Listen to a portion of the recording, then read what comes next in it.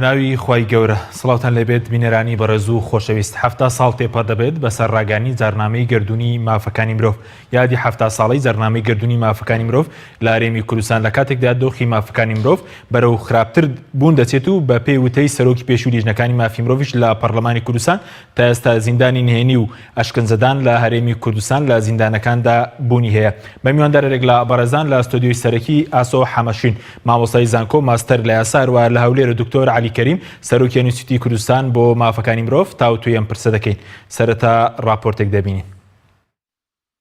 لە ڕۆژی ڕاگەیاندنی جارنامەی مافی مرۆڤ سەرۆکی پێشووی لیژنەی مافی مرۆڤ لە پەرلەمانی کوردستان دەڵێت ساڵ لە دوای ساڵ ڕەوشی مافی مرۆڤ لە هەرێمی کوردستان ئاڵۆزتر دەبێت و بەبێ دادگاییکردن خەڵک هەیە ماوەی 7 ساڵە بە یاسای تیرۆر دەستگیر کراوە و تا ئێستاش بێسەر و شوێنە. لەگەڵەوەشدا ئاگاداری بوونی زیندانی نهێنین بەڵام سەر ڕای بەڵگەکانیان تا ئێستا حاشای لێکراوە و هەموو مافەکانی مرۆڤ بوونیان پێشەل کردووە. لە هەرێمی کوردستان تەنها مرۆڤ هەیە مافەکانی نییە. ئەشکەنجەدان لەلایەن دەستگاکانی ئەمنیەوە گرتن و ڕفاندن لە دەرەوەی بڕیاری دادگا و یاسا و زیندانی نهێنی و بێسەر و شوێنکردن تا ئێستا ژمارە بێسەر و شوێنکراوەکان لە هەرێمی کوردستان زیاد دەکا. جێبەجێ نەکردنی یاسا کە زیاتر ئەبێتە هۆی پێشێلکاری گەورەی مافەکانی مرۆڤ هەموو ئەمانە وای کردووە ڕەوشێکی خراپی مەترسیدار هەبێ لە هەرێمی کوردستان بۆ مافەکانی مرۆڤ لە تیرۆری ڕۆژنامە نووسەوە تاکو پێشێلکاریەکانی تر لە هەرێمی کوردستان بوونی هەیە. ئەنجومەنی یاسایشی هەرێم زیندانی نهێنی هەیە و زیندانەکانیان لە دەرەوەی یاسا و هەموو چاودێریەکن شوێنەکانیشیان پێ ئەزانین بەڵام دەسەڵاتێکی وانە بتوانێت پشکنین بۆ شوێنانە بکە. لە خولی ڕابردووە من چوومە یەکێک لەو شوێنانە لە ماوەی چەند کاتژمێرێکات چۆڵیان کرد و گواستیانەوە. هەموو ئەوانی لە هەرێمی کوردستان بێسەر و شوێن کراون و تەرمەکانیان دیار نییە و لە دادگا و زیندانە ئاشکراکان نین. ئەوە لەو زیندانە نهێنیانن کە ئەنجومەنی ئاسایش هەیەی وەجگە لە ئەنجومەنی ئاسایش هەندێک خەڵک و هێزی تریژ هەیە زیندانی نهێنی هەیە و خەڵکی تیا فەلاقاکاوەی باوەی ڕفێنە و دوای فڕێدا. سەرۆکی لقی سلێمانی دەستەی سربەخۆی مافەکانی مرۆڤی ناشارێتەوە. لە 2 ساڵی ڕابردوو ڕەوشی مافی مرۆڤ بەهۆی قوڵبوونەوەی کێشە سیاسی و کۆمەڵاتیەکان خراپتر بووە و بە راپۆر سەرجەم پێشەلکاریەکانیان بەرز کردوتەوە. لە پاڵەوەشدا هاوڵاتی کە بە شێوەیەکی مەدەنی داوای مافی خۆی کردووە بەڵام پەلەمار دراوە و پێشێلکاری بەرامبەر کراوە. داتا و ئامارەکانی مەسەلەن ینی پێشێلکاری و ینی حاڵەتی ڕووداوەکان و توتیژەکانەوەوانە بەداخەوە لە هەڵکشان و زیادبوونایە. ئەمەش بۆ کۆمەڵی هۆکاری ینی سەرەکی ئەگەڕێتەوە لەوانە درەچێشانی ینی قەیرانی ئابووری و قەیرانی دارایی لە هەرێمی کوردستان ینی پابەندەبوون بە یاسا زۆر بوونی دیاردەی هەڵگرتنی چەک هەروە بێتەوە لە دەستدانی ینی متمانەی هاوڵاتی بە هەنێک گۆڕانکاری و درەچێشانی قەیرانی سیاسی لە نێوان لایەنە سیاسیەکان و ینی بەبن بەزگەیشتنی ینی کۆمەڵی چارەسەر و ینی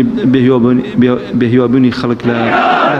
بەرجەستەکردنی مافەکانی مرۆڤ لە هەرێمی کوردستان تەنها لە نێو ئەو چوارچێوێدا قەتیسکراوە و وەکو دەوترێت هیچ کامێکیان لە ڕاستیدا جێبەجێ نەکراون. لە ماوەی ڕابردووشدا ڕێکخراوە نێودەوڵەتیەکان چەندین جار هۆشداریان داوە لە خراپی ڕەوشی مافی مرۆڤ لە هەرێمی کوردستان لە نێویشاندا ڕێکخراوی هیومان ڕایتس وۆچ بەڵام هیچ کام لە راپۆرتە نێخۆیی و بیانیەکان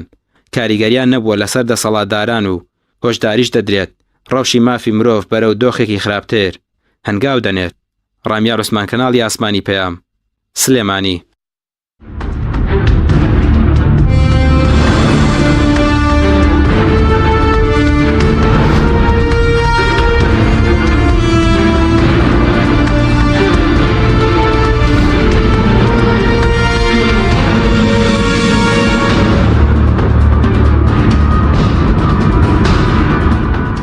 جارێکتر سڵاوتان لەوێت بینەرانی بەڕێز سوپاس بۆ میوانەکانمان مامۆستا سوبح خێر بێن سەرتر لە بەڕێستانەوە دەست پێ بکەین بەرلەوەی کە قسە لەسەر ڕەوشی مافەکانی مرۆڤ بکەین لە هەرێمی کوردستان کورتێک دەربارەی جارنامەی گردوونی مافەکانی مرۆڤ بخێنێ ڕوو کە ئێستا یادی ڕاگەانی 7 ساڵەی ئەو جارنامەیە. زۆر سوپاسانەکەین سوپاس بۆ کەناڵی ئاسمانی پەیام.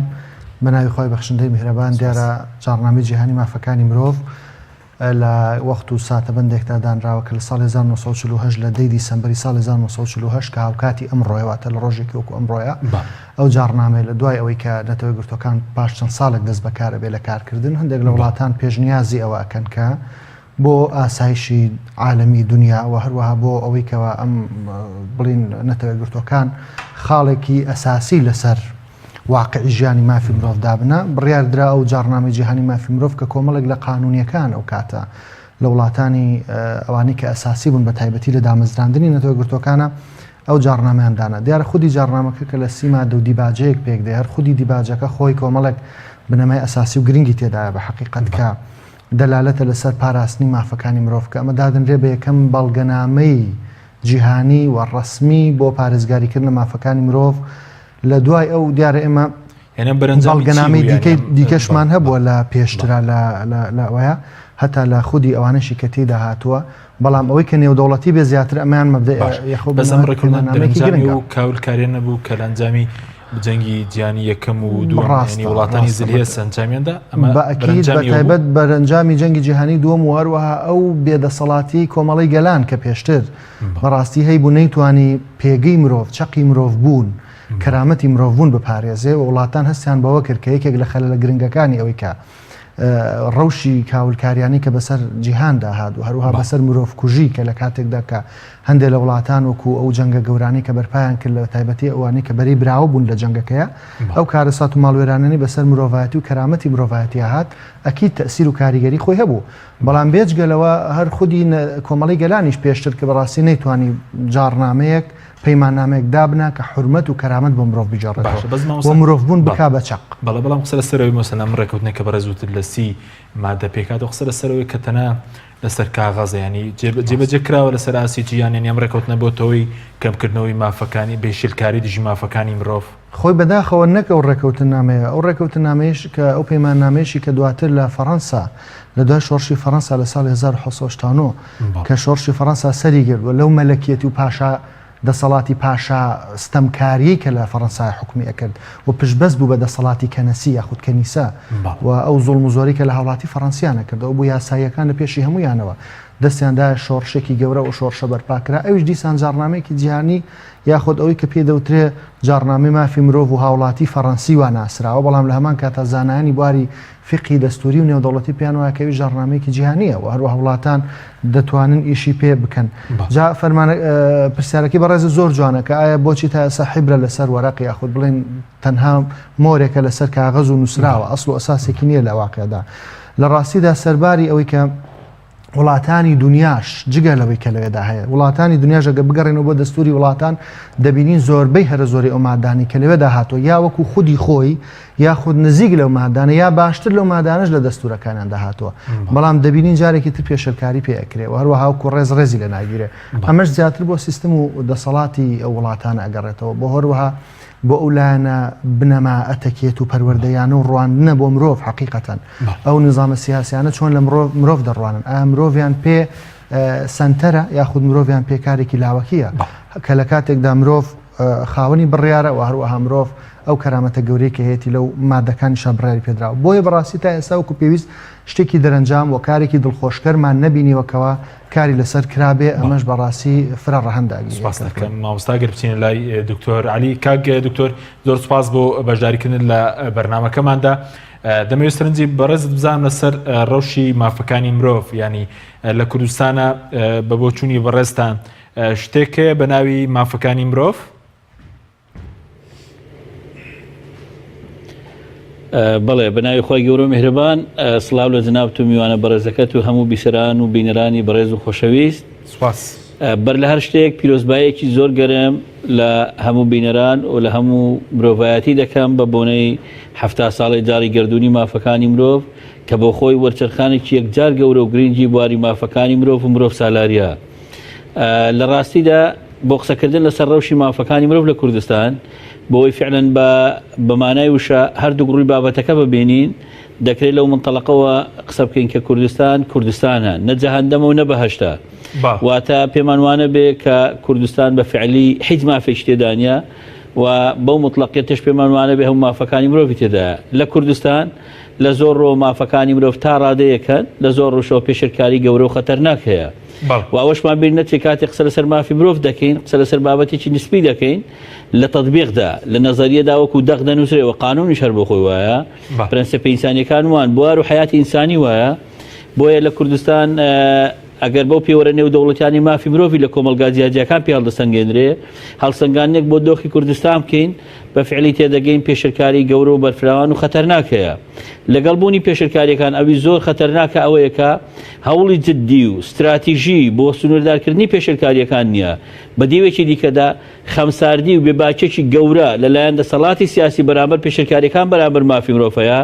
هەر وەک چۆن بێباچی و خەمساردێکی گەورەش لە لای پارتە سیاسیەکان و ڕۆشنبیران و کۆمەڵگەی مەدەنی و میدیاکانیش بەرامبەر و پرسانە هەیە ئەم بێباچیە گشتیە بەرامبەر پێشرکاریەکانی مافی مرۆڤ کە نەبوو بە استراتیژێتی سەرەکی کۆمەڵگەوای کردو پێشرکاریەکان بەردەوام بن بەڵێ بەس کاک دکتۆر ینی سەبارەت بەم ڕێکەوتنە ینی لە کوردستانە جێبەجێ کراوە خاڵەکانی ئەو ڕێکەوتنە ئەو ڕێکەوتنامە جیهانیە بەڵێ تەمان ئەم ڕێکەوتنە آخر هەندێک بەندی گشتین ئەم سیبەندەکە کە سەیریان بکەی با بڵێن بە شێوەیەک لە شێوەکان وەکو بەندی عامن باز لە سەروەرێتی ئینسان و ژیان و کەرامەتی و ئازادی و تیوچی دەکەن کە بەگشتی دابش دەبن بۆ مافە سیاسیەکانی مافە ئابوووریەکانی مافە کۆمەڵایەتیەکانی و هەتا کۆتایی لە کوردستان لەو مافانە مەسە سیر کە بۆن منە کە باسی مافی ژیان دەکات کە مافێکی مقدسەوە کەس مافی لێستانەوەی ژیانی لە کەسێکی تر نییە لە کوردستان ئەو مافە هەیە و خەڵک دەژێ دەبینین ڕێژە و حاڵەتی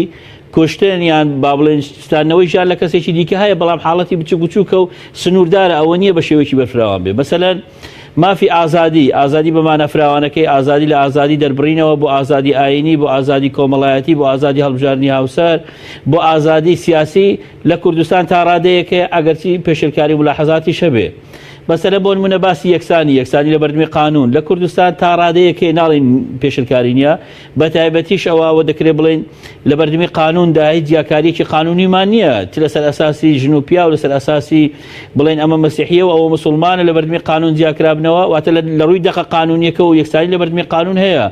بەڵام لە تەنفیزی قانونەکەدا بەسەر هەموواندا وەکو یەک ئیشکال هەیە بەڵێ ئێستا بۆ نمونە بۆ یەکتم ئێمە دە پێوەرمان هەیە بۆی مافەکانی مرۆڤی پێ لە هەر کۆمەڵگەیەکدا هەڵسەنگێنین کاتێک کوردستانی پێ هەڵدەسەنجێنین لەوێ ئیشکالێتەکان دەردەکەون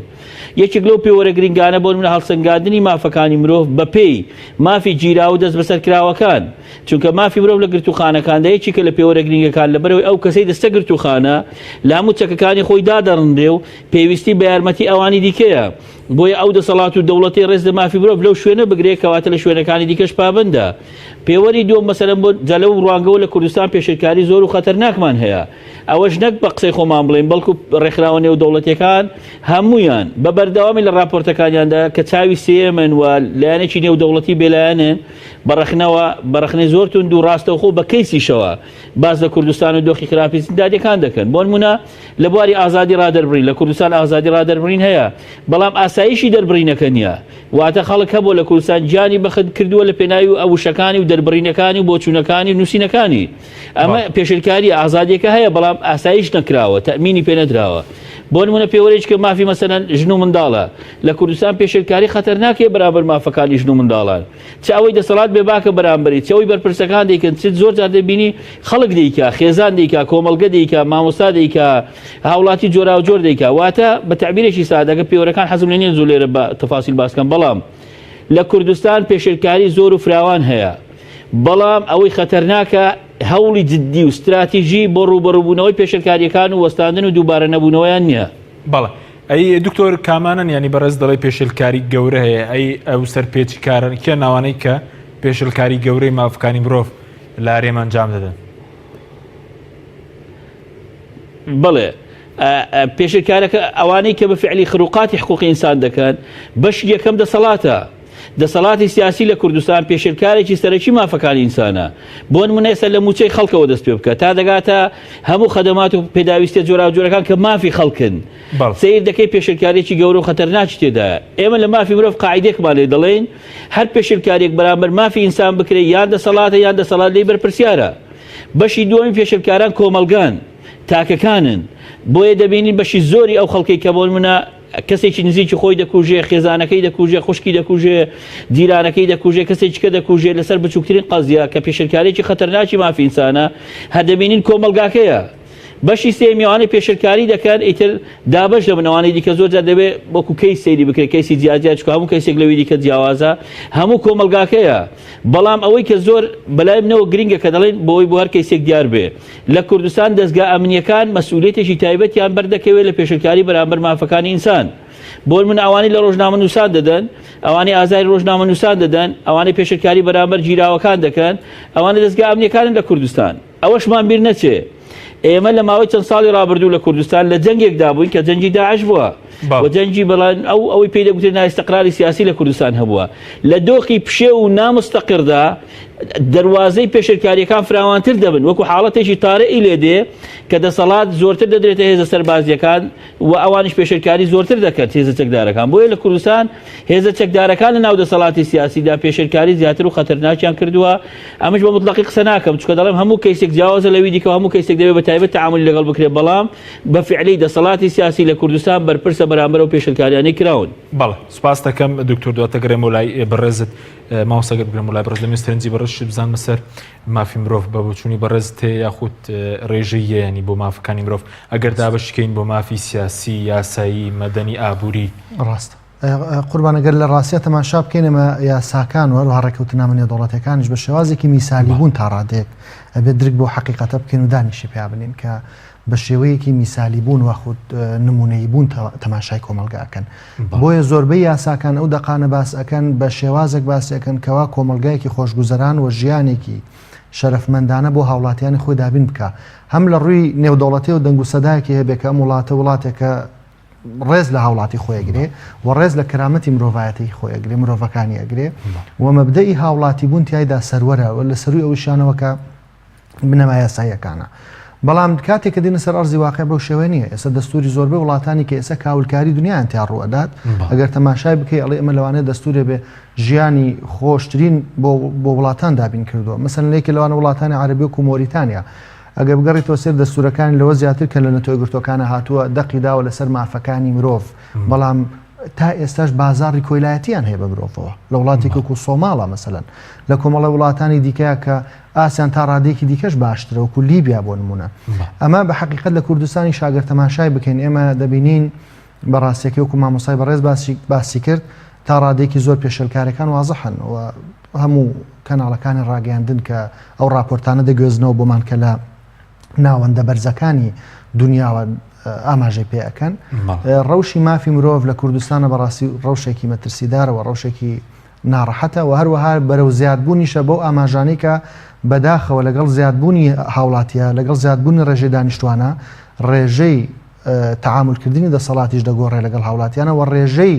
دیسان سزادان و هەروەها کۆمەڵێک بابەتی دیکە کە دێتە پێشەوە لەگەڵ ڕێژەی زیادبوونی دانیشتوانە. بۆی لە کوردستانە بین لە ڕووی یاساوە گرفتێکمان هەیە بەڕاستی یاساکان تا ڕادێکی زۆریش بۆ خۆی وایەکە بە تایبەتی و یاسانی کەەوە ئەو بابەتانیان باس کرد و هەرێک لە شێوازێک لە شێوازەکان بۆ نمونە ئەگەر بنمونە باسی یاسای سربەخۆی مافی مرۆڤ بکەین بەڕاستی دەستەی سربەخۆی مافی مرۆڤ. ئەم دەستەیە لە یاساکەیە بەڕاستی وەکو پێگەیەکی قانونی بە قووەتی بۆ دانەنراوە و هەروە دەسەڵاتێکی وای پێ نەدراوە کە بتوانێت بەڕاستی محاسبە بکە لێ پێچینەوە بکە. هەموو بەندەکانی یاساکە یاخود مادەکانی یاساکە کە دەخوێنینەوە ئەومان بۆ دەردەکەوێت ئەم دەستگای زیاتر لە دەستگایەکی هەواڵدەر ئەچێ تەنانیشی بە دۆرە چوونە بزەبێت ئەوەش کە لە قانونا پێوترێ مخبیر. ئەم مخبیرە هاوڵاتێکی بەسیتی ژەتوانێت ئەمە بکا بەڕاستەکەی چ جایەوەی کە دەستەیەک دامەزراوە بۆ کۆمەڵێک حەق بوو سەلاحەتی باشی پێ بدرێ بۆی بتوانێت ئەو ئەرکانە ئەنجام بدات. باشە بەس دەبوو دەسەڵاتی چی پێدرابێت کە بەڕێز دەڵێت تەنە دەسەڵاتی مەسەلەن دەسەڵاتی ئەوەی پێ بدرای ئەوەڵێ لە یاساکەی ئەڵێ گەر هات و پێشەلکاری بینی هەواڵ بداتە داواکاری گشتی بۆی کەوا ئیجراعاتی پێویست. ئایا داواکاری گشتی ئەگەر بەمە هەڵنەسا کێ محاسبەی بکە؟ ئایا مەسەلەن بۆ نمونە ئەگەر ئەو حاڵەتە نەکرا کێ محاسبە بکرا باسی نەکردووە تەنها وەکو بنەمایەکی گشتی هەواڵ بدات لە بەرامبەردا باسیەوەی نەکردو ئەگەر هەواڵەکە نەدرا ئەگەر وەکو پێویست نەدرا ئەو جا تحقیقی ئەڵێ تێدا بکرێ. ئەمانە تا ڕادێکی زۆر بربەستن بۆ نمونە بەداداچوونەکە بدراتە دەستی خۆی وەروە لیجانی تحقیقی دقیقی هەبووە وەروە ئەو شعبانی کە هێتی متابعی دقیقی بکرایە. بەڵام هیچ کارێک لەمانە لە یاساکەیان نابینین بۆ ئەوەی کەوا بڵین بەڕاستی ئەم یاسایە کارێکی وای کردووەکەەوە ڕەوشی مافی مرۆڤ بەرە باش پێ دەستێکی لاوازمانەیە بۆ مافەکانی مرۆڤ خەتای یاساکەی بەڕاستەکەی خەتای یاساکەی سەلاحەتی زۆری پێنەداون لەوانەش لە ممارەسەی خۆیانە کۆبڵک حاڵت ببینرێ بەڵام بە شێوەیەکی گشتیوەک پێم وتی یاساکە سەنەدێکی بەقوت نییە بۆیان ئەو یاسایی کە بۆ دەستەی نەزاهەت تا ڕادێکی زۆر ئیشی لەسەرەکرێ فەرقی هەیە لەگەڵ ئەو یاسایی کە بۆ دەستەی سەربەخۆی مافی مرۆڤ لە کوردستانە ئەوە باش بەنی بۆ چون بەڕێز کە یاساکەت بە ودی خوێن تۆ ماستەرتان هەیە ئەنی هاوڵاتێکیش دەتوانێت بۆ نمونە ئیشی دەستی مافی مرۆڤ بکات ئەنی تەنها ئەگەر هەواڵدان بێ مەسەلەن بە داواکاری گشتی بێ بە دادگا بێ لە هەر شوێنێکا جەریمەیەک بکرێ بەڕاستی هاوڵاتی پێی قانون ئوسولی محاکەماتی جەزای عێراقی ئەتوانێت دەستگاکان لێ ئاگادار کاتەوە دەستگای پۆلیسە و دەستگای شورتەوە محکەمەکانە بۆیە ئەمە بە حەقیقەت پێتەڵێم ینی ئەم حاڵەتی کە دروستی کردو حاڵەتێکی دەگمەنە و حاڵەتێکی سەیرەکە دەستەیەکی گەورە بۆ شێوەیە نەبینی سەلاحەتێکی دقیقی هەبێ بتوانێت بە شێوازە خۆی محاسبە بکات یان ئیحالەی مەسەرەن شوێنێکی دیاریکراوی بکات هۆکارەکەی چی دەبینی مەسەلەن کەم دەستەی مافەکانی مرۆڤ کە ڕۆڵی هەیە مەسەلەن بۆ دەبێت ڕۆڵ هەبێت لە ڕوبەڕبوونەوەی پێشلکاریەکانی دەستەڵاتێکی و توی پێنەدراوە ڕاستە دیارە لە دانانی یاساکەیە ئایا خودی مشەڕێع واتە یاسادانەری کوردستانی ئەو کاتە مقەسیر بۆ لەمەدا ئایا مەبەستەکە لەوەیە کە درکیان بۆ خەلەلانە نەکردووە یاخود هەر تەبیعەتی دەسەڵات وایە ئەم پرۆژە یاسانە لەوانە زۆربیان لە حکوومەتەوە بۆیان دێت زۆربەی دەسەڵات و حکوومەتەکانش قەنەعەتی وایەکەوە سوڵتە و سەلاحیاتەکان لای خۆی بێ و هەروەها هاوڵاتی نەکاتە ئەو پێوەرانیکەوە پێوەری عالمی و نێودەوڵەتین کە تەعاملە لەگەڵاکرێ بۆیە زۆر جاریش خۆی دەسەڵاتەکان پێیان خۆشە یاساکان لاواز بن وەسایلی متابعە یاسای دەستی مافی مرۆڤیانی دەستەکە تەنها کاری هەواڵدان و بەراسوون بڵاوکردنەوەی راپۆرتە پێدانی راپۆرتە بە پەرلەمانی کوردستان دیسان باسی نەکردو ئەگەر راپۆرتی نەدا بە پەرلەمانی کوردستان ئایا پەرلەمانی کوردستان ڕاستە ئیشی مراقەبە و متابعەیە چونکە دەستەکە لە ژێر چاودێری پەرلەمانە کارەکات و هەروەها ئیلزامی کردووە کە ئەم دەستەی واتە ئەم دەستەی پابند کردووە کە تەقریری دەوری واتە بە شێوەی ماوە هەواڵ بداتە پەرلەمان راپۆرت بداتە پەرلەمان بەڵام ئەگەر پەرلەمان خۆی هەواڵەکانی ئەوە نەکرد دیسان لەوێدا ئالێتێک نییە بۆ سکاڵاکردن لەسەر و لەسەر بەڵێ زۆر باش ئەگەر بینی سەر مافە سیاسیەکان بۆ من لە کوردستانە مەسەلەی ئازادی سیاسیانی و مافە دەستەبەر بووە بۆ هەموو حیزبەکان بۆ نمونە لە کاتی انتخاباتە دەرفەتێکی یەکسان هەبێ بۆ مەسەلەی بانگەشی هەڵبژاردن بۆ نمونە لایەنگرانی پارتە سیاسیەکان سزانە درێن لەسەر و ئینتیمیان بۆ دەسەڵات نییە ئەم مافە بە تەواوەتی زامن کراوەکو یەکێک لە مافەکانی مرۆڤ ڕاستە وەکو سەرەتا باسم کردوتم یاساکان بە چاوی ئەوە تەماشاکەن ئەگەر بینە سەر باسی واقعی کوردستان لەوانەیە هەمومان باش ئاگادار بین تا ڕادێکی زۆر ئەڵێ لە مەشدا خەلەلمان هەیە لە مەشدا خەلەلی جدیمان هەیە لەوەدا کە هەموو لایەنەکان وەکو یەک شوێنەکان مەسەلەن بۆ دابەشکردنی دەسەڵات و هەروەها تەوزیعی سوڵتەکان وەکو پێویست و هەروەها مەسەلەن بەشداری پێکردنی هەموو لایەنەکان بە بەشدارێکی حەقیقی ئەمانە خودی ئیشەکە بوونی هەیە و هەروەها بەڕێوەبردننی هەڵبژاردنێکی پاک و دروست و خاوێن کە بەپێی پێوەر و بنەمانێ و دەوڵەتەکان بەڕاستی هەڵبژاردنێکی پەسەندکرا بێت ئەمەمان هەیە لە کوردستانە بەس تەزویر و ساختەکاری پێشێلکارێکی گەورەی مافەکانی مرۆڤ ئەگەر کەسێک بیکات وەکو یەکێکە لە مافە سیاسەکان چونکە تۆ باسی چیەکەی باسی واکەین کە هەموو هاوڵاتیەک لە تەقەلودی بۆ مەناسبی سیاسی واتە لە وەرگرتنی پۆستە سیاسەکانە یەکسانە لە خۆ پاڵاوتن لە مافی دەنگدان و دەست پێ بکەین لە خۆ پاڵاوتن و هەروەها گرتنە دەستی هەموو ئەو جومگانی دەسەڵات ئەگەر بە مەرجێک ڕێگری یاسایی نەبێ بەڕاستی یعنی مەرجانێک یاساکاندا ناوە لە هەر هاوڵاتێکە هەبێ بۆی هەبێ ئەو پۆستانە بگرێتە دەست بەڵام تا ڕادێکی زۆر ئەبینین ئەو ڕکابەریە زۆر جار ناجۆرەی کە لە کوردستانە ئەیبینین ڕێگەی بۆ ئەمە خۆش نەکردووە ڕێگەی زۆرینە کەمینە هەرچەند ئەمە کە وەکو ئیستحقاقی هەڵبژاردن باسی ناکەم وەکو پێش دەست پێکردنی ئیستحقاقی هەڵبژاردن و بەرکەوتی هەڵبژاردن هەرکەس چەند دێنێ و چەند کورسی بەدەست دێنێ پێش ئەوە هەموو لایەنەکان مەفروزە لە تەجەموعات و لە کۆبوونەوەیاندا لە بانگەشەکردنیاندا لە ئەمانەدا یەکسان بن لە گرتنی شوێنەکاندا نەک پێشتر مەسەلەن کۆمەڵێک شوێنی دیاریکراو هەبێ چەند حیزبێک دیاریکراو ئەو شوێنانە بۆیان دیاری بکرێەوە قۆڕق بکرێ بەڵکو ئەبێ بۆ هەموو لایەکان وەکو یەک بێ لە کوردستانیشدا لەم ڕۆپێشەکاریە بۆ نمونە کەسێک سەر بە پارتێکی دەسەڵات نەبێت بێبەشکراوی لە مافەکانی بۆ نمونە لە دامەزراندنە لە هەر مافێکی ترە کە یاسا پێداوە ئەوە لە کوردستانە لە واقعی کوردستانە لە هەر هاوڵاتێک بپرسی بەڕاستی پێتەڵێ بەڵێشتی وا هەیە و حاڵەتە بۆ تە حاڵەت و دیاردە سپاس دەکەم دەتێگرێم و لای بەرز ماوەسا دکتۆر ئەگەر بگرێم و لای بەرز سەبارەت بە ئەوەی کە بەرز کەمێک باس کە سەبارەت بە مافەدارەیەکان تا چەندێک لە ماوەی ڕابردوودا پێشەلگاری گەورە بەرامبەر بە مافەکانی مرۆڤ کراوە لە مەسەلەی پێنەدانی موچە و مەسەلەی نەبوونی شەفافیت بە تاڵانبردنی داهاتەکانی هەرێم ئەمە هەمووی دەچێتە چوارچێوەی پێشێلکردنێکی ڕاستەوخۆی مافەکانی مرۆڤەوە بە دڵنیاییەوە کاتێک باسی مافە ئابوووریەکان کرا باسی مافی کارکردنە باسی مافی مڵکایەتیە بافی ماسی مازرگانیە ئەمانە لە بۆکو داغ کە پرەنسیپە ئەساسیەکانی مافەداراییەکانی ئینسانن کە لە کوردستان دایان خوێنیتەوە تووشی ئیشکالی گەورە بوون بۆ نمونە مافی کارکردن کە وردی دەکەوە پێی ئیستاندەردە نێو دەوڵەتیەکانی واتە کارێکی شایستە بۆ ئینسان لە بەرامبەریشیدا پاداشتێکی شایستە بەڕەچاوکردنی زەمانەتی ئەو کارە واتە ئەو کەسە کە زەرمەند دەبێت لەو کارە دەستەی لە دەست دەدا دەمرێ بەشێکی نەخۆش دەکەوێ هەموو زەمانەت و گرنتێکی تەندروستی ئەو کەسە و داهاتوی ئەو کەسە دەبێت گرنتی بکرێ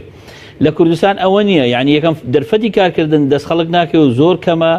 یان با بڵێن کارەکان جیاکاریی زۆری تدا دەکرێت ئەوانەی سەر بە حزبێکن دەستە کار پۆست وەردەگرن و چی هەتا کۆتایی بەڵام خەڵکەی تر بەزەستەم شتی دەست دەکەوێت بەشی دووەم خەڵک دوو کار سێ کار زۆر جار دەکات لە کوردستان وەکو پێویست ناژیە بەشی سێم گەیشتونەتە حاڵەتێک کە بەڕاستی ئەوە بۆ کرێکارانی بیانی زۆر ڕاستە زۆر خەڵک لە کاردا ژیانی لە دەست دەدا پارتەیەکی جەستەی لە دەست دەدا دەستی لە دەست دەدا زۆر جار فەقراتی لە دەست دەدا بەڵام هیچ قەرەبووکردنەوە و زەمانەتێک نییە بۆی گرنتیەک نییە کە ئەمە ئەوکو بەشێک لەوە سیر دەکەم بەش ئەوجا بێت کە لەوەی خەڵکی کار دەکا و پاداشتیشی نادرێتەوە بە تایبەتی ئەو پاشەکەوتکردنە زۆرم لەیە کە دەبین لە کوردستان دەوانە پێشرکارین بەشی دووەمی مەوزوعی مڵکایەتی و بابەتی مڵکدارەتی لە کوردستان نائەدالەتی و جیاکاریی زۆر لەو بوارەشدا هەیە و خەڵک دەبینین گروپێکی دیاریکراویان تۆڕێکی دیاریکراویان خەڵکێک کە نزیکن و ناوی دەسەڵاتیان ناوی حزبە دەسەڵاتدارەکان بەکاردێنن کە دەبینین لە کوردستان احتیکارێکی گەورەی مڵکدارەتی دەکەن و بازاریان احتیکار کردووە مارکەکانیان احتیکار کردووە بوارە گرنگەکانی بازرگانی و بەرهێنانیان احتیکار کردووە لە کوردستان ئەگەستەر بە حێک حزبیان دوو حزبیان تۆڕێک لەناو ئەوان نەبی ڕەنگە نەتوانی بەڕاستی و بەرهێنان و ئیشی جدی بکەی لە کوردستان ڕێژێکەیە کە بۆ نمونەگە لەو ڕێژەی تێپەڕی ناتوانانی بەسەر بەخۆی کاری ئابووری بۆ بەرهێنان بکەی ئەمە جگەلەوەی دیسان لە بوارە جۆراوجۆرەکان تەبعاً بوارە جۆراوجۆرەکانی دیکەش بە هەمان ئاستە لەو منتەڵەقەوە ویستم یەک شت بڵێم کە لە حقیقەتیشدا ناکرێت مافەکانی مرۆڤ لە بوارەکانی دیکەی کۆمەڵگە داببڕین واتە ناکرێت لە کۆمەڵگەیەکدا ئابووری داڕماوە سیاسەتی نامستەقیڕە حکومڕانێتی تێیدا نەچەسپیوە هیچ پێناسێکی بۆ سیستەمی سیاسی نیە چاوەڕێ بین مافەکانی مرۆڤ جێبەجێ بکرێ بە تەواوی بۆیە لە کۆمەڵگەیەکی شێواوی وەک کۆمەڵگەی کوردستانی کە لە مەرحەلەیەکی ئینتیقالیدایە لە هەندێک ڕۆ چۆتە پێش و لە هەندێک ڕووی زیاتری شەو هاتوتەوە دواوە بەداخەوە لە ڕوە ئابووری کۆمەڵایەتی سیاسەکەی ئەگەر هەنگاوێک چوو بێتە پێشەوە لە هەمان سیاسی ئابووری کۆمەڵایەتی کلتوریەکەی چەند هەنگاوێک چۆتە دواوە لەو کۆمەڵگەیەدا ناکرێت بڵین مافەکانی مرۆڤ وەکو خۆی جێبەجێ بکرێەوە بۆیە دەڵێم ئەوە دەبێت ڕەبت بکەین بە دۆخی گشتی کۆمەڵگەوە واتە کاتێک سیستەمێکی سیاسی جێگیر هەیە حکومڕانێتێکی باش هەیە حزبی سیاسی تعریفی سروشتی و منطقی تایبەتی خۆی هەیە کۆمپانیا لە شوێنی خۆی کار دەکا مزگەوت و کەنیسە لە شوێنی خۆیان کار دەکەن خێزان لە شوێنی خۆی کار دەکا زانکۆ لە شوێنی خۆی کار دەکا و دەزانێت چی دەکا ئەو کاتە مافەکانی مرۆڤ جێبەجێ دەبن ناکرێت زانکۆ شێواوە بێ پارتی سیاسی شێواوە بێ کۆمەڵگەی مەدەنی شێواوە بێ ئەتۆ چاوەڕێ بکەی هەموو مافەکانی مرۆڤ جێبەجێ بن خاڵێکی دیکەی زۆر گرنگەیە سپاس دەکەم دکتۆر لە کوردستان و لە هەموو دنیاشدا دەسەڵاتی سیاسی بەڵێ ناوبڕێکمانێ دوای ناوبڕەکە دەگەڕێمەوە لای بەرز بۆ تاواکننی قسەکانت بەڵێ بنێرانی بەرز ناوبڕێک و دەگەڕێن وڵاتە تۆپ ئارت تاکە بریکاری تۆڕی میدیایی کۆمەڵ بۆ دروستکردن و بڵاوکردنەوەی ڕیکلام تۆپ ئارت دنیا دیکۆر بۆ کەوانتەر و تەختەی ئەرزی لە دنیا دیکۆر ئامادەین بۆ دروستکردنی کەوانتەر و دانانی تەختەی ئەرزی بە باشترین کوالیتی و نرخی گونجاو دروستکردنی کەوانتەر بە خواستی خۆتان بە کەرەستەی MDF و HDF و HPL و R-Click و داری سروشتی و باڵۆن پرێس هەروەها دروستکردنی کەوانتەری تاقیگە و WC و کابینات با کەرەستەی کۆمپاکت لامینات کە دژە بەکتریا و دژە ئاو و دژە ئەسیدە بۆ دڵنیابوون لە کوالیتی و نرخی گونجاو تەنها دنیا دیکۆر هەڵبژێرە دنیا دیکۆر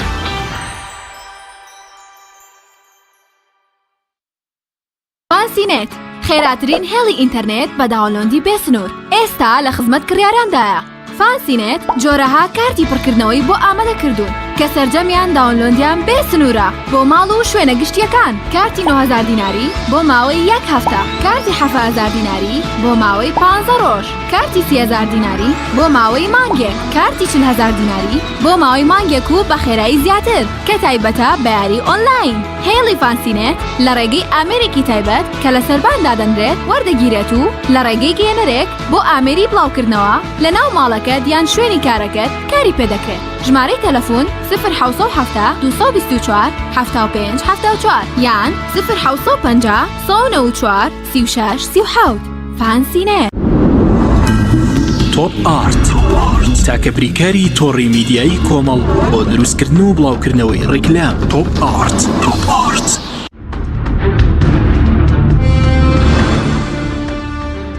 جارێکی تر سڵاوتان لەبێت بەرەزان. دکتۆر عەلیگە بگەڕین و لای بەرز پێش ناوبڕەکە ویست باسی سیستەمی سیاسی لە هەرێمی کوردستان و پێویست بە مافەکانی مرۆڤ بکەی فەرموو. بەڵێ ویستم ئەوە بڵێم کە بەڕاستی لە کوردستان و لە دەرەوەی کوردستانی یەکێک لەو هۆکارە هەرە گرنگانەی کەوا دەکا مافەکانی مرۆڤ پارێزراوە بێتە سەڵاتە. بۆیە لە کوردستان کاتێک دەسەڵات بە فعلی بێتە پشتیوانی مافەکانی مرۆڤ، استراتیجێتێکی ڕوونی هەبێ لە پرۆگرامی حکومڕانێتیدا بە فعلی هەموو وەزارەتەکان تەیارکا بەوەی پارێزەری مافی مرۆڤ بن. بۆ نمونە وەزارەتی هاتوچۆ لە بواری مافەکانی مرۆڤ لە ڕووگای هاتوچۆ سەلامەتی هاتوچۆوە، وەزارەتی کار لە بواری مافەکانی کارکردن، وەزارەتی پەروەردە لە مافی خوێندن و فێربوون، وەزارەتی تەندروستی لە بواری مافە تەندروستەکانەوە تا کۆتایی. ئەوە بە دڵنیاییەوە مافەکانی مرۆڤ بازدانێکی یەکجار گەورە دەچێتە پێشەوە. عەکسەکەشی ڕاستە. کاتێک دەسەڵات کەم تەرخەمە و بە فعلی استراتیژێتێکی ڕوون و زانستی و علمی نییە بۆ تەبەنیکردن و بەهێزکردنی مافەکانی مرۆڤ، ئیتر مافەکانی مرۆڤ دەستنە دواوە. با لێرەوە قسە لەسەر ئەوە بکەین لە کوردستان کاتێک دادگا بە فعلی سەر بەخۆ بێ و ئیشی خۆی بکە، داواکاری گشتی ئەکتیڤ و پەیامەکەی خۆی ڕابکە، ئەستان پێویستمان زۆر جار بە زۆر دام و دەستگای دیکە نییە. ئیشکالێتە گەورەکە لێرێ کە سیستەمە دادوەریەکە و داواکاری گشتی و لە چوارچێوەی سیستەمە سیاسیەکەدا ئیشی ڕاستەوخۆ و جددی بۆ پاراستی مافەکانی ئینسان بە یەکسانی و بۆ هەمووان ناکە. ئەمە وا دەکا کە بەڕاستی ئیشکالێتی گەورە دروست بێ. یەک نقطەم پێ گرنگە لێرەدا بڵێم، دەبێت مافەکانی مرۆڤ و ڕێزگرتن لە مافەکانی مرۆڤ لە ململانەی حزبی دەربێنین. ئەوە بابەتێکی حزبی نییە ململانەی حزبی پێ بکرێ یا مزایداتی پێ بکرێ، هێزێک دش بە هێزێک بەکاری بێنێ، بەڵکو ئەوە دەبێ پرسێکی گشتی هەمووان بێ، وەکو قیمەتێکی باڵای سیاسی سەیری بکەین کە بەهای هەر یەکەمانی پێوە بەندە، واتە تەنگەی تاک بە تاکمان دەگرێت لە سوڵتە بینیان لە ئۆپۆزیسیۆن. بۆیە ئەو بابەتە دەبێت بێتە دەرەوەی ململانەی حیزبەکان و بە فعلی وا سەیریکەین. ئەوە ناسناوی ئێمەیە وەک چۆن بنەمایەکی زۆر گرنگی دروستکردنی حەضارەتە. ئێستا دنیا بە دووشت پێشکەوتووە، بەشێکی ڕێزگرتنی علم و کات و چی ئەو پرۆسەیە کە پرۆسی بە زانستیکردنی کۆمەلگە و بیرکردنەوەی زانستی و پرۆژەی زانستی و توێژینەوە ئەوانەیە، بەشەکەی دیکە ڕێزگرتنی ئینسانە وەکو ئینسان بە چاوپۆشین لە دین و لە عرق و لە زمان و لە ڕەنگ و لە ڕەگەزی. ئەو منطقە کە منطقی ئینسان سالاریە کە ڕێزگرتن لە ئینسان و مافەکانی وا دەکا بە فعلی کۆمەلگە بێتە کۆمەلگەیەکی تەندروست کە تاکەکان تێیدا هەست بە کەرامەت و بەختەوەری بکەن. ئێمە دەبێت بەو منطەلەقە لە مافەکانی ئینسان بڕوانین و پێمان وا بە هی هەموومانە و دەبێت ناسنامەی بەرزی سیاسی هەمووشمان بێ، نەک بیکەینە بەشێک لە ململانەی حیزبی. بەڵێ سوپاس دەکەم دکتۆر، دواتەگەڕێم و لای بەڕێست مامۆستاک بگەڕێم و لای بەڕێست دەمێ پرسیار لەسەر مافەدارەکانش لە بەڕێزت بکەم، یعنی چی و مافەدارە چی لە نەبوونی موچە، چی کارە بە ڕێگە و بان، ئەمان هەموویان پێشەکاری مافی مرۆڤ مەسەلە تایبەتی لە کوردستان دوای 27 ساڵ هاوڵاتێک مەسەلە مافە سەرەتایانی نییە. ڕاست گرنگترین ئەو مافانی کە بەڕاستی ئەبێدابین کرێ بۆ هاوڵات و بریتین لە مافی سەرەتایی کە لە هەندێک یاسای وڵاتاندا هەر مناقەشەی لەسەر نەکراوە، لەبەرەوەی لە ئەبسەط حقوقەوەتە لە بەسیترینی و سەرەتاییترین مافەکانە کە ئەوانە وازامن کراون کە لە مناڵێەوە و لە تەمەنی گەورەیەوە و لە تەمەنی کە ئەگاتە پیری حەقی خۆی و مافی خۆی زانێەوە. دەوڵەت هەر کەسێک هەر سیستمێک هەر نیظامێک بگۆڕێ مەفروزە ئەو حەق و حقوقانە دەستکاری بۆ نەکرێن. یعنی یەکێکن لە گرنگترین بنەماکان کە بریتین لە کەرامەتی مرۆڤایەتی بریتێ لە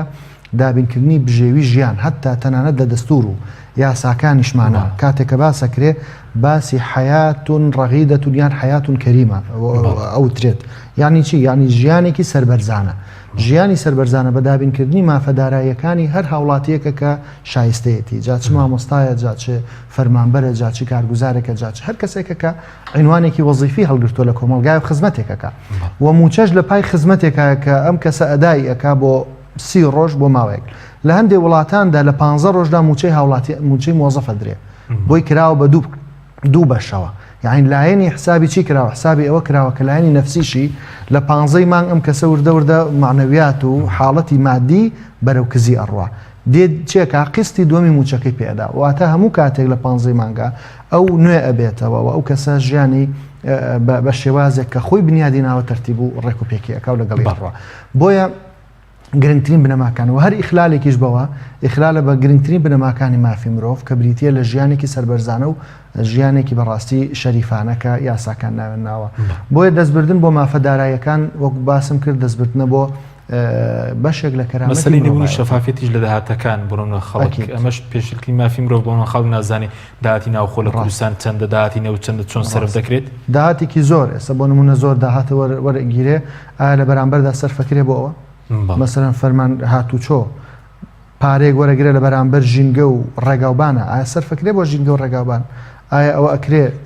سەرفەکرێ بۆ ئەکید ئەوەش دیسان ئیشکالێکی گەورەیە کە هەرچەنە یاساکان تەکید لەسەر بنەمای شەفافیت بوونەکەنەوە بەڵام لە ئەرزی واقعدا ئەو شەفافێت ئەگەر بینی سەر مەسەلەی یاسا چەندە لە کوردستانە بۆ هۆیەوەی کە پێشکاری بەرامبەر مافەکانی مرۆڤ نەکرێت ینی بەرز ماستەر تێ لە یاسا ینی مەسەرن ئایا یاسا لە کوردستانە بۆ هەمووان وەکو یەکە وڵات جاکاک حەکیم یاسا خۆی چییە یاسا نووسراوێکە دانراوە دەسەڵات جێبەجێەکە واتە سوڵتەیەکی پێوترێت سوڵتە یاسادانان دەریەکە ئیشی ئەوەیە تەسلیمی دەستی سوڵتەیەکی ترەبێکە بۆ جێبەجێکردن بریتێ لە دەسەڵاتی ڕاپەڕاندن ئەم دەسەڵاتی ڕاپەڕاندنە چەند ئارەزوو بکات جێبەجێیەکە و چەندیش ئارەزوو نەکات جێبەجێ ناکە بۆیە لێرەدا خەلەکە دروستە بێتەوە ئێمە خەلەلمان لە ڕاگرتنی ئەو باڵانسەر هەیە ئەو باڵانسە وەک پێویست ڕانەگیراوە یاساکان لە بەرژەوەندیت بێ لە بەرژەوەندیت نەبێ وەکو سوڵتە و دەسەڵات ئەوە بنەما دەستوری یاسایەکانە لە هەموو دنیا کار دەبێت جێبەجێ بکرێ وەکو خۆی بەڵام ئێمە ئەم خەلەلەمان تا ئێستا ئەم جونگە گەورەیە کە بەڕاستی کلێنی تێبووە تا ئێستا ئاها بۆ شێوە ڕۆشتووە وەکو پێویست نەمان بینیوە کە یاساکان وەکو خۆی جێبەجێ بکرێن ئەوانەی کە پێشلکاری مافی مرۆڤن بۆ نمونەوانەی کە موچە بە خەڵک نادەن گەندەڵی دەکەن بۆ نمونەوانە لە سەروی یاساون لە کوردستانە یاسا نایەنگرێتەوە لە سەروبوونی یاساوە زۆر جار باز لەوا کرێکە ئایا چۆن لە سەروی یاساوە ئەگەر یاسا جێبەجێ نەکرد ئەوەی کەوا دانراوە پێ پابنەوە بە ئەکیدی مانایەوێتەوە لە سەروی یاساوی و هیچ حسابێ بۆ یاسا ناکەوێت جواتیبارێ بۆ یاسا ناکەی و ئەو یاسایە لە هەموو وڵاتێکا کە کاتێک پەرلەمان دەریەکە بە ناوی گەلەوە دەریەکە یعنی ئەمە تەعبیرە لە ڕەئی گەل و تۆ کاتێک کە بڕگەیەک لەو یاسا جێبەجێ ناکەی واتە بڕگەیەکی گەورە لە ئیرادەی گەلت پێشێل کردووە چونکە خۆی بەم شێوە تەماشا کراوە هەتا تەنانەت نەک ئێستا کە ئێستا ئەم مەبدەانە بۆ ئێستا هەر تا ڕادێکی زۆر زۆر سادە و سانان لە سەردەمی مەلیکی ئاشوریەکانە بەڕاستی لە دەستوریانە کاتێکە دەستور دائەنا لە مەبدەیەکیانە بۆی ئەنووسن ئەڵێن ئەگەر عەدالەت و دادگەری لە وڵاتەکەدا بەرپانە بێ هەر بە نەس هاتووە ئەو کاتە دەسەڵات ئەکەوێتە لەرزین و هەروەها ئەگەر هات و دەسەڵات گوێی بۆ نوسح نەگرت گوێی بۆ نەسیحەت نەگرت گوێی بۆ ئامۆژگاری نەگرت گوێی بۆ ڕەئی جوان و ڕاستەقینە نەگرت بۆ ڕاوێژکاری بە ئەزمون نەگرت ئەو کاتە دەسەڵاتەکەش ئەکەوێتە مەترسی و خەڵکەکەش زایە بن خەڵکەکەش زایە بن بەڕاستی ئەمە لە دەستوری ئەوانە کە پێش دەسەڵاتی یاخود ساڵانی زاینیش نووسراوە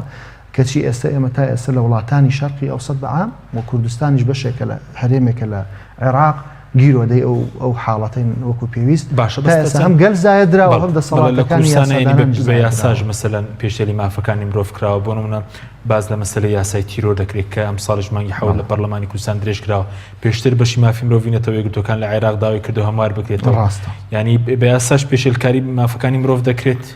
زۆر جار بە یاساکان زۆر جار یاسا خۆی زوڵمەکات زۆر جار یاسا ئەکرێ ئەو دەسەڵاتی کەدای ئەنێت و ئەو ئیرادە زۆرینەی کەدای ئەنێ یاسایەکی عەدالەت و دادگەر من باسم بۆ کردی کە یەکەم شت لە بنەماکانی یاسای ڕەچاوکردنی دادگەریە و بنەماکانی یەکسانیە لە نێوان مرۆڤەکانە بەبێ جیاوازی هەموو ئەوەی کە مامۆستا باسی کرد لە ئینتیما و لە ڕەگەز و لە نەژاد و لە نەتەوە و لە ئاین لە هەموو ئەو حاڵەتانە بۆ یەگەر هات و یاساکان دادگەری و بنەماکانی دادگەریان نەچەسپاند و هەروەها جونگەکانی دەسەڵاتیان ڕێک نەخستەوە لەگەڵ ئەو بنەمایە تەریبیان نەکرد بە ئەکید ئەتوانین ئێمە نایبنین بڵێن ئەم دەسەڵاتە یاخود ئەو دەسەڵاتێک ئەم حاڵەتەکە ڕوبەڕووی ئەوە ئەبێتەوە کە پێی بوترێت دەسەڵاتێکی گەندەڵ چونکە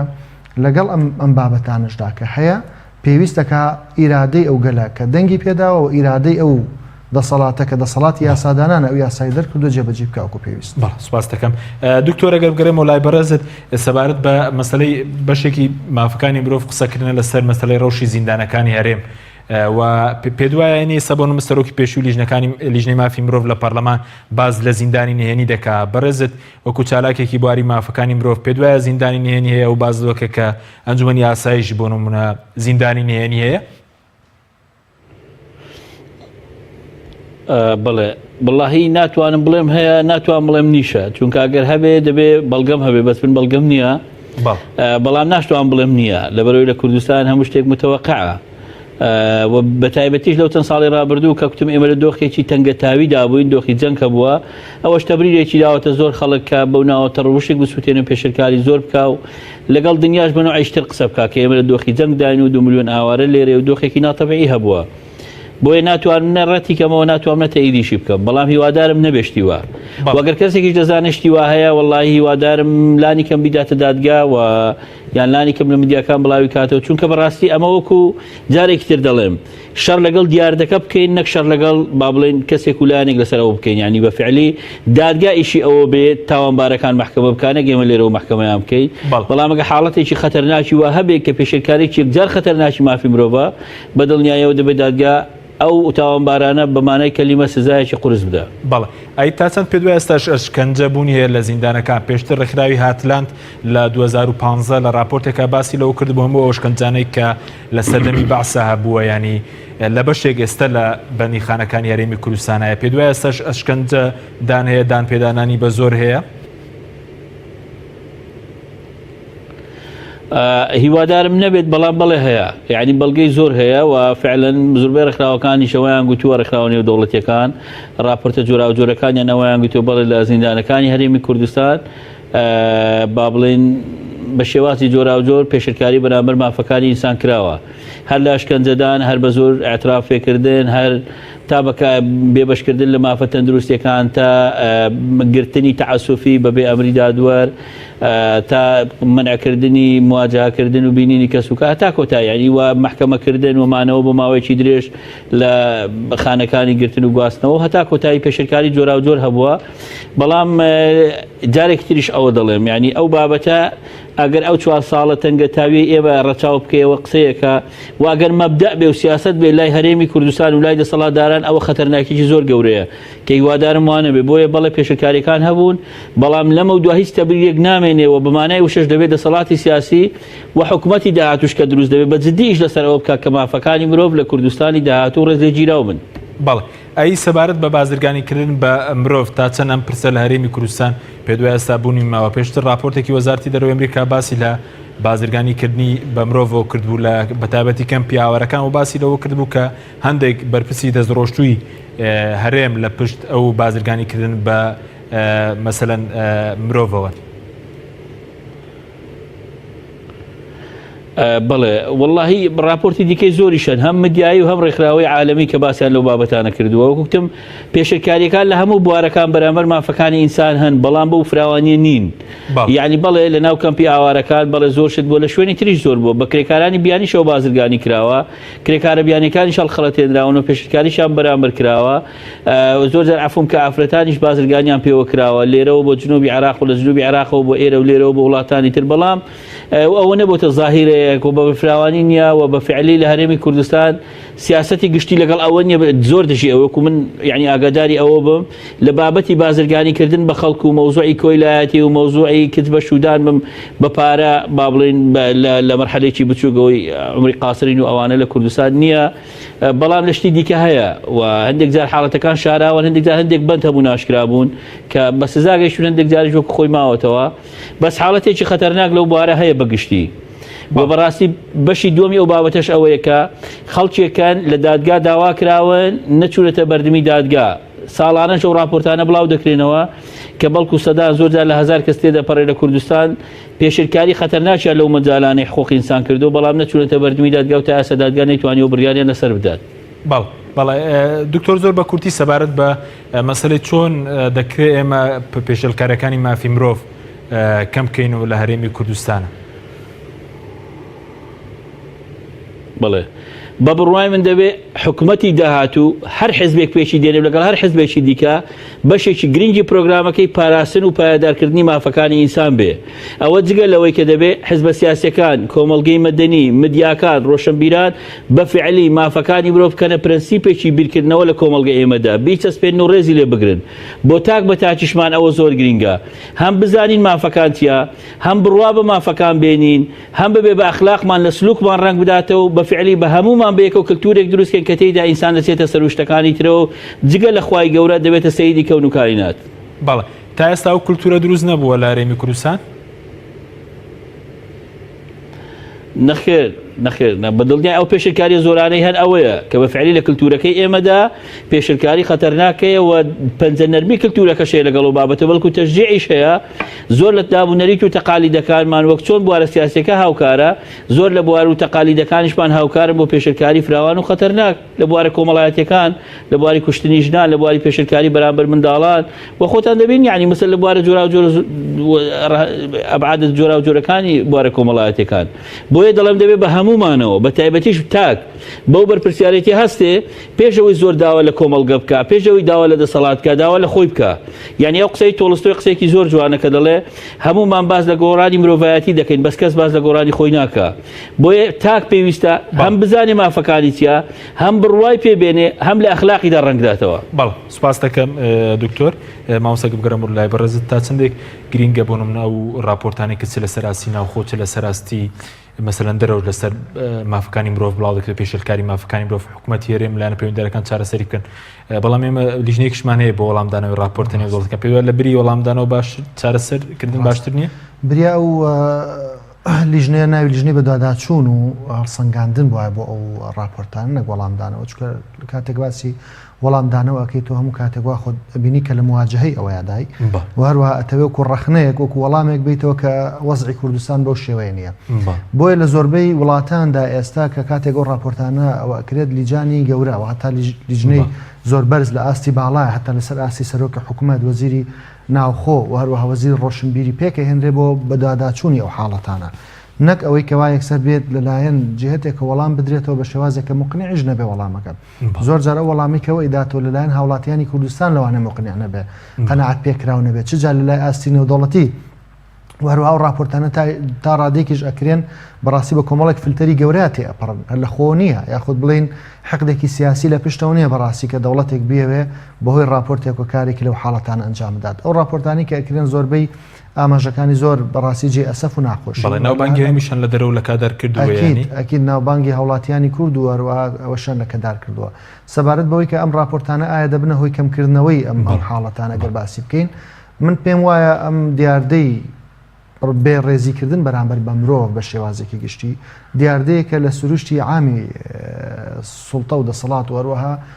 مرۆڤەکاندا ناتوانین بڵین هەموو کاتێک ئێمە بڵین کۆمەلگایەکمان هەبێت کە هیچ دند و تیژێکی تیانە بێ کە هیچ حاڵەتێکی بەرەنگاربوونەوەی مافەکانی مرۆڤی تیانە بێ هیچ حاڵەتێکی بێ ڕێزیکردنی تێدانێت بەرامبەر بە مرۆڤ ئەوە حاڵەتێکە لەگەڵ خودی مرۆڤەکاندا بەڕاستی بوونی ئەو حاڵەتەشە بووە جا بە شێوەیەکی سادە دەستی پێکردبێ یا بە شێوەیەک وردە تا ڕادەی هەنگاونان بەرەو کارەسات و کوشتن و هەروەها زیندە بە چاڵکردن و ئیبادەی جەماعی وردە کە تێپەڕێەوە بەسەر ئەو قۆناغە گەورانی کەوا لە ئاستی کۆمەلگای نێودەوڵەتی شایبینین بۆیە ئەو راپۆرتانە جێگەی ئەوەی حکوومەتی هەرێمی کوردستان و حکوومەتی داهاتووی هەرێمی کوردستان خەڵک بە چاوی خێرەوە لێی بڕوانێ چاوەڕێی خێرانێ دەکرێت دەسەڵاتدارانی ئێستا بە کورتی زۆر وەڵی جا ئەوە با لە هەموو هاوڵاتێک لای خۆی بەڕاستی وەڵامی ئەوە با تۆ چاوەڕێی خێران دەکەیت چاوەڕوانی خێر ئێمە ئەڵێن شتێکی غەیبیە ئەگەر سەیری پێشویان بکەین شتێکمان لێوە دیارە هیوادارین وەک ئەوە نەبێ و جیاواز سوپاس بۆ بەرەزان ئاسۆ حەمەشین مامۆستای زانکۆ ماستەری لە یاسا لە ستودیۆی سەرکی هەروە لە هەولێرە دکتۆر علی کەریم سەرۆکی یونیڤەرسیتیی کوردستان بۆ مافەکانی مرۆڤ سوپاس بۆ بینەرانی بەڕێز سوپاس بۆ هاوکارانم تا بەرنامێکی دیکە خواتان لەگەڵ